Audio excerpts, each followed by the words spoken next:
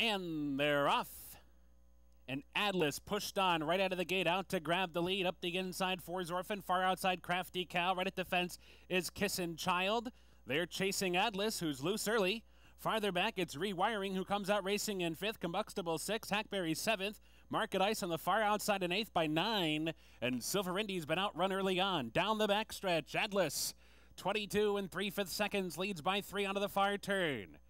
Crafty Cow in pursuit 2nd, and on the inside is Kissin' Child running in 3rd. Zorfin is 4th. Rewiring is 5th. On the far outside, Market Ice is starting to pick it up. Here's Market Ice with a big move on the far turn as they race toward the top of the stretch. Atlas in front's been loose since the start. Crafty Cow 2nd. Kissin' Child 3rd. On the far outside, it's Market Ice.